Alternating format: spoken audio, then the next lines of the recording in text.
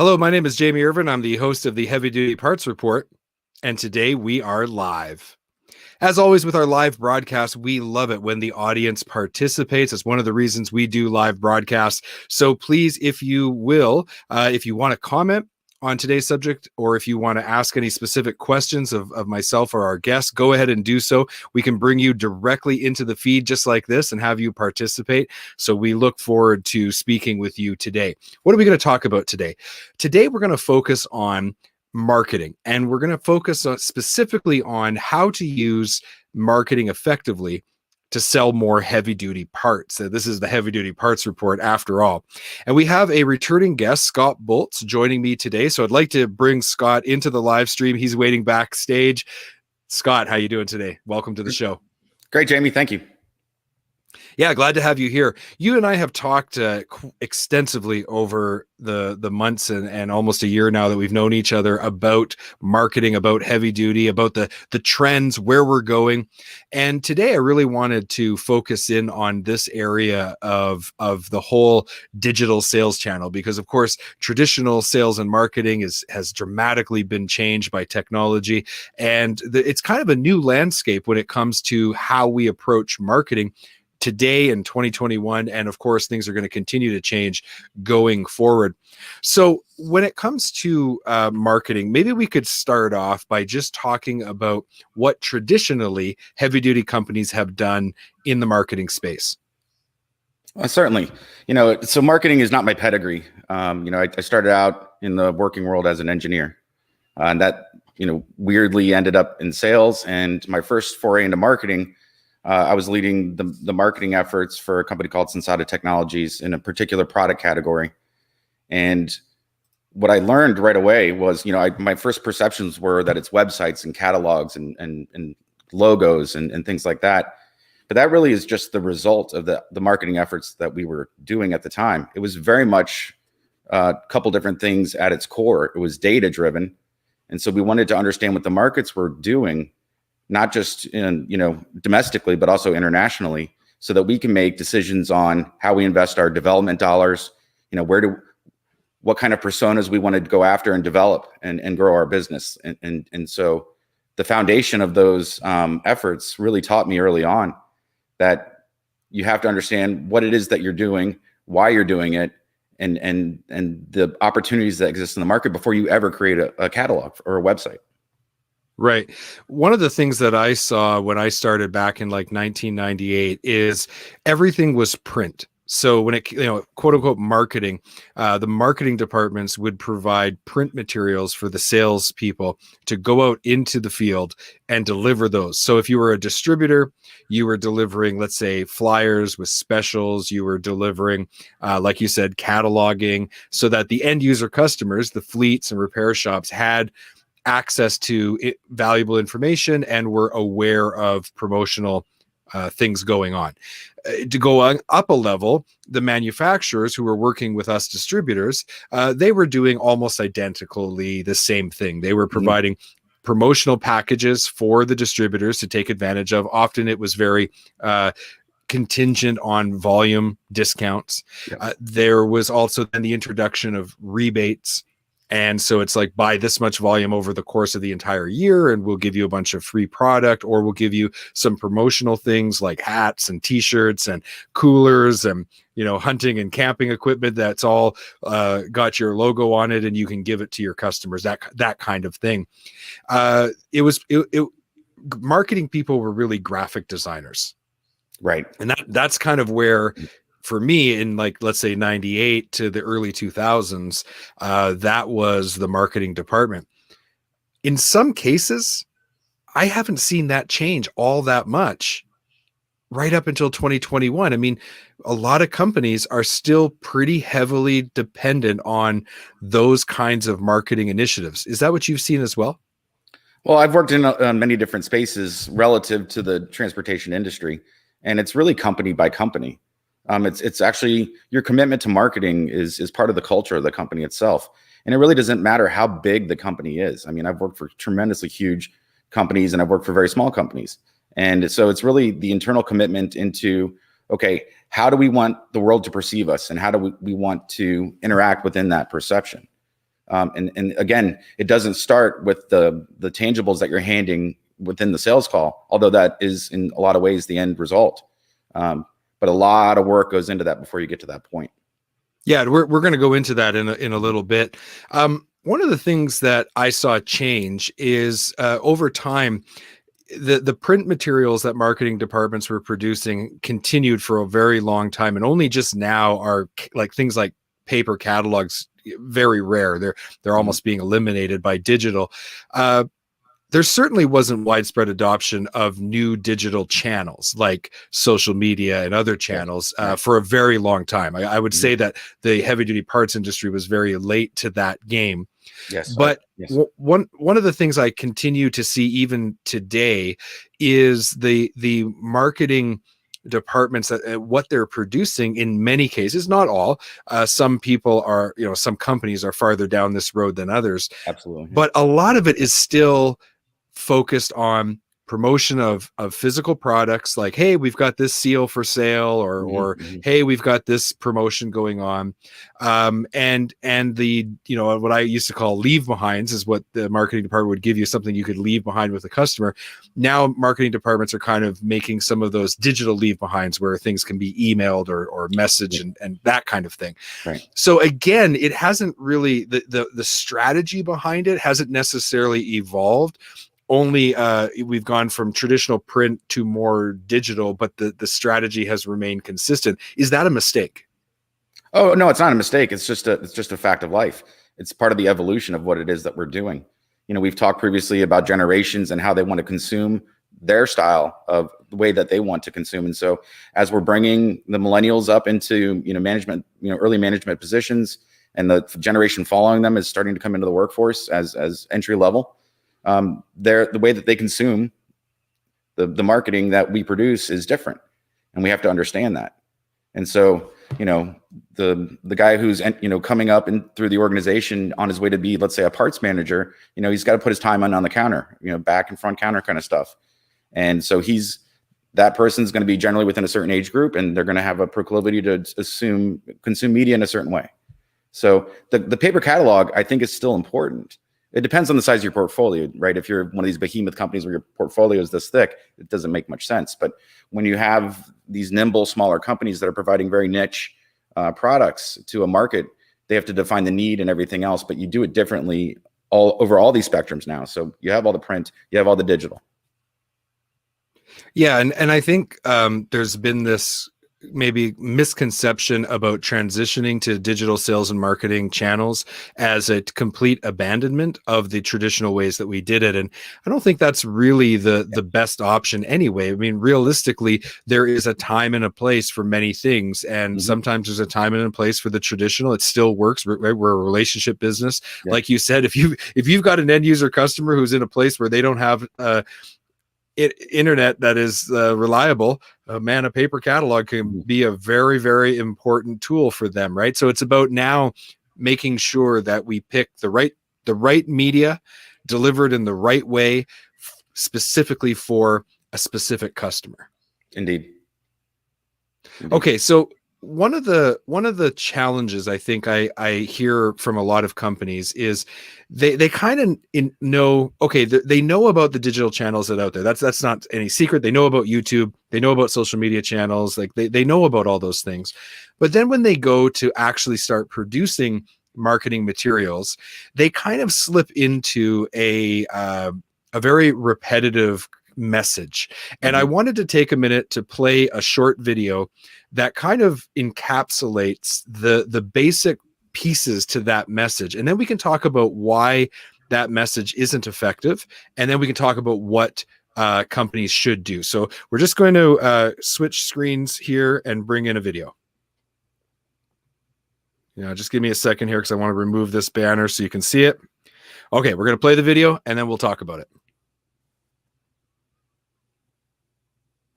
Hi, I'm John Smith, and I work for ABC Parts Company.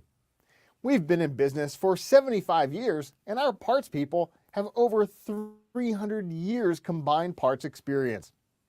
We sell a wide range of high-quality parts at affordable prices. The next time you think about buying the parts we sell, think about ABC Parts Company. All right. So, Scott, I think we've all heard this pitch before, right? It starts with years We've of all said it too. experience. Yes. And we've all said it. Yeah, I yeah. have too. That's right. Mhm. And you know, we start with years of experience. We talk about our products, features, and benefits, and then we get around to saying, "Hey, next time you buy this part, why don't you buy it from me?" What's wrong with this pitch? Well, it doesn't engage the your partner at all. You know, I know when that pitch comes to me as a consumer, I kind of shut down. I'm waiting to get through it until we can actually talk about what it is we need to talk about. And so, you know, it's the guys that are, you know, were much more cagey like 10, 15, even 20 years ago that said, I have to find a way to add value to my message so that they want to hear it. And this isn't one of the things I love about our agency being B2B, or not our agency, but our industry being B2B, is that I have to see that guy again in 3 weeks, and I'll see him again all, you know, through as long as we're both around, right? And so you have to be able to build a relationship around something of value. And so that sales pitch that you just played, although we've all said it, and that's how we kind of started out, I think we all learned at some point in time that I have to find a way to create value. Right. And what I've seen is that a lot of marketing that is produced, almost like subconsciously, that's basically what the marketing is saying, right? If they make a promotional video, if they make a post on social media, if they create an email campaign, it follows that same logic. And you know, this is the hard part about it for a lot of people. Logically, you would think that those are the most important things a consumer needs to know, right? Have you been in business a long time? Do you know what you're doing? Do you have high quality products? Are your prices competitive? I mean, isn't this what consumers need to know? And it's like, yes, they do, but you're skipping over a bunch of really important stuff that's relevant to the consumer. And I think it's that consumer focus that needs to be put ahead of all of those details. Not to mention that pitch we just played is really the barrier to entry into business. If you don't know what you're doing, if you don't have good quality parts, if you don't have competitive prices, you're not going to be in business very long. Correct. And then we also have to make a distinction between what is an established brand and what's an emerging brand. And so the emerging brands have to do much more of that legwork of establishing legitimacy. So we do have 20 years experience in manufacturing this product, et cetera. But if you're Peterbilt, you know, what are you going to, you know, people already know this. So you're wasting everyone's time because it's established. That's a good point too, because I read a great book that really says that we live in a 3-second world.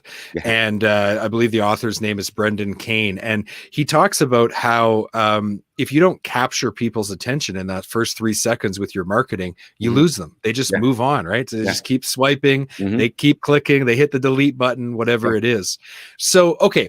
So let's talk a little bit about the process that a company should go through before they start to make their marketing materials and deliver them to their consumers. So you had prepared or sent me over a PDF, and I'm just going to hit the share screen button here and bring it up so that everyone can see it.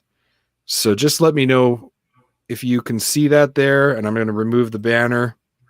Yeah, is there any way that can we fit it? See if we can we enlarge it here? Yeah. There we go. So let me set this up really quick, Jamie. So I have a dear friend who is a marketing genius, let's say, out in Seattle. She has her own company. It's called Corbet Creative. Her name is Amy Tuck. And I've worked with her over many years on many different projects. And I really value the approach that she brings. And she really taught me a lot, you know, in the time that we've worked together. And so, you know, when I first started being responsible for the marketing efforts of certain companies, I would start at the top of the tree here. And, you know, she was able to kind of reel me back in and say, all right, hold on a second. Let's scroll down to the bottom, Jamie, if we could. Yeah. So before we do that, what I like about this is everything above this line where you see the box that says brand identity.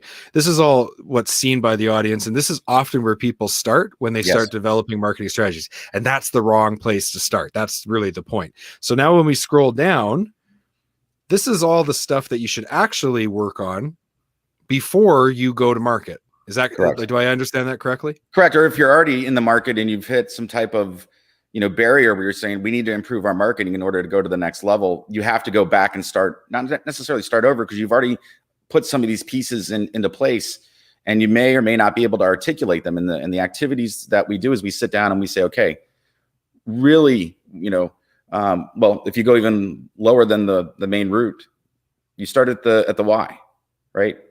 And so why does your company exist? And not until you get that figured out and you're able to articulate it will your marketing seem cohesive. Right. Why does your company exist? Another question I love after you answer that one is, why should consumers buy from you instead of the competition? Like, these are some of these fundamental questions that early on in the process need to be answered. Another one is customer profile. I have a client that I just was talking to, and they're B2B, just like most of us. And when we actually dug into it, they had 8 customer profiles if you included the B2C pull through their distribution. Well, I have 8 as well. Yeah. Isn't that incredible? And but oftentimes when you first start talking about who your ideal customer is, it's like, oh well, we sell to people who sell parts. And it's like, that is nowhere near specific enough. No. So you go into one of those places, who do you talk to? Right. And so we talk to 8 different people. So I separate service and sales part, aftermarket and service, right? So that's 2 different groups right there. And those groups have leaders within those organizations. And then you have purchasers and buyers, and you have the technicians on the floor. You have people in varying levels of responsibility who are just joining the company, and those that are senior and leading it. So again, it's we manufacture a very specific product. Global Emission Systems makes DPFs, but I have 8 people I need to talk to at any given customer. Right. So when somebody takes the time, and I wanted to ask you too, with this document, we've just shared it publicly. So if somebody wanted to get access to it, is that something that we can do? Since we just showed it on the screen, or at least could we give them a stripped down version? I think maybe that might be the best way, right? Is just to give them a few pointers. I think that's what I'll prepare based on what we just showed them, is give them like we'll start here 1, 2, 3, 4, and then go 5, 6, 7, 8, and at least give people a little bit of a roadmap. So we'll definitely produce that on heavydutypartsreport.com based on what we just showed you on the screen. But let's kind of talk through some of these things. So after you establish why the business should be in place, after you establish some of these fundamental things, how do you leverage that information, and how does that inform the type of marketing that you should be doing? Well, again, after you've established your personas and you go into the demographic study of how they want to consume media, then you take your why statement and it infuses and it informs your value proposition. So then you get 5 to 7 things in your value proposition. That's what your sales team needs to go out and really identify with the customer who you are, right? And then, so from there, you roll out YouTube videos for the guys that do their YouTube research, right? And you provide the information that those people are seeking before the sales call is ever engaged, right? Absolutely. And that is what I find so interesting, is that if you start with, okay, we need a YouTube channel, we need social media, right, then it's like, okay, what do we post? Right. What kind of content do we make? Right. But if you do it the other way around and you start with those fundamentals, and then you start to ask yourself, okay, this ideal customer we need to reach, where are they? Mm-hmm. Well, then that tells you what platform, because I get that question all the time. Should I have a Twitter account? Should I do TikTok? Should I do Facebook? Should I do LinkedIn? And I always say this exact same answer. Well, who is your ideal customer, and how do they want to consume content? Yeah. Because wherever they are and whatever platform they're using, that's where you should be. Indeed. But until you can articulate your own value proposition, what are you doing? I've sat in meetings where we look at each other and what do we want to do this month? And it's not based in any type of vision. Yeah. And so you're kind of machine gunning, right? And so, a good disciplined marketing plan should go over at least a calendar year, and it's movable the further you get out. But, that incorporates social media and all your digital platforms and the website and your video content, as well as some really outside of the box stuff that, that we're trying to do with like really engaging and becoming an advocate for our customers to help them with those assets. Right. Yeah, that's right. Yeah. How do you create value, right? You gotta try different things. Yeah. And another thing that I see is once you have those fundamentals in place, you have that vision, you understand why you're in business, you understand who you're trying to serve, and you understand the value proposition and how it actually impacts them. The best thing to do is to keep going back to the experience of your customer, and then make marketing materials that speak to what their journey is like. What pain points do they run into? What works for them? What doesn't? And the best thing you can do is inform and educate and bring value in that way with your marketing, so that when people say, you know what, I have a choice here, who are they going to go with? They're going to go with the person or the company that is providing them with the answers when they need them and helping them be successful. Right. So here's the big takeaway. If you're going to take away just one thing from today's conversation, it's make all your marketing about your ideal customers, not about yourself. Yeah, I tell people all the time that that's the cardinal mistake that marketing and manufacturing makes, is they're really good at talking to themselves, right? And unfortunately, they're not buying the parts they're producing. They need people. They need to fulfill some need, right? And so that's right. If you talk the language of the person that you're trying to help, then it's going to be much more successful, and not talking to yourself. Look at all of our machines in our factory. Well, okay, that's great. How does that help me in the field? Yeah. And what impact does you investing in those machines and making the product in that way have on my life as the consumer of that product? Right. Because that's all that matters to me as the consumer. Right. And that is something that if you can just focus in on just that alone, you're gonna do a lot better. Absolutely. And this is also where you can bring sales and marketing together. Right? Because if everyone in the company understands why we're in business, who we're trying to help, why what we do is important to them, what they are what challenges they have, and how we alleviate those pain points. If we all understand that, the salespeople are speaking that message, the marketing materials speak that message, the internal people working in the organization when they're dealing with customers reinforce all of those values and that message, then you get a brand that people start to really, really believe in, start to enjoy doing business with. And this has a direct impact on how your sales revenue looks this month, next quarter, next year, and 10 years from now. Oh, absolutely. Yeah. And one of the things that you can do to quickly destroy a successful marketing movement is to have discontinuity within the people, right? You all have to be singing from the same hymnal, and the customers pick up on that. So if they hear from the sales guy one statement and they call in and they talk to customer service and they hear something different, they don't add up. And then you've just taken negative steps, not positive steps. Yeah. So one question I get a lot is, if I'm not supposed to talk about myself, like, how do people know, or how does our status go up in the minds of our potential customers? And one of the things that's kind of interesting about that is the more you demonstrate you understand your customer's situation, the higher your status becomes in the mind of your prospective customers. Absolutely. So that's where we turn this whole thing around. We don't talk about ourselves. We talk about our customers. We talk about their problems. We talk about the economic impact of those problems. And then, only then, do we introduce the solutions. Another thing that was interesting that I learned recently is, psychologically, in all of us, when we're about to make a buying decision, at the moment when we decide, yep, I need to buy this, we immediately start to look and scan for options. Yes. So we don't go to market and pretend like we're the only option out there. And sometimes there's this hesitancy to talk about the other options. But I always say, talk about the other options in terms of, these people do it that way, and if you care about these three things, you should do business with them.